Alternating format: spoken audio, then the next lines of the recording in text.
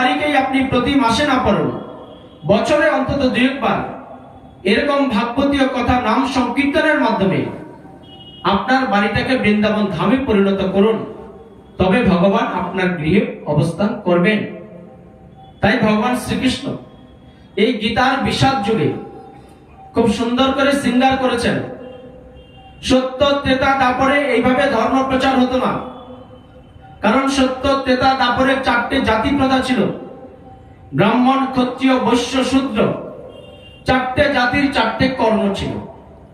ব্রাহ্মণরা শুধু পূজা অর্চনা করবে, ধ্যান করবে, তপস্যা করবে, ভগবানকে আরাধনা করবে, যাতে জগতের সবাই আমরা ভালো থাকতে পারি। আর ক্ষত্রিয়রা কি করত? তারা দেশ পরিচালনা করত। এই যে যুধিষ্ঠির, পাণ্ডব বলছেন এরা ক্ষত্রিয় মহারাজা ছিল। ক্ষত্রিয় না হলে আপনি রাজা হতে পারতেন না। তারা শত্রুর হাত থেকে তার রাজ্যকে রক্ষা করতেন। আর যারা বৈশ্য ছিলেন তারা ব্যবসা বাণিজ্য করতেন। ব্যবসা বাণিজ্য করে মন্দির, রাজা, বাদশাহ তাদেরকে কর দিতেন, সেই হিসেবে রাজ্য পরিচালনা হতো, দেশ পরিচালনা হতো। আর যারা শূদ্র ছিলেন, সবচেয়ে নিম্ন বর্ণের, তারা ব্রাহ্মণ, ক্ষত্রিয়, বৈশ্য, এই 3 জাতির তারা সেবা করতেন।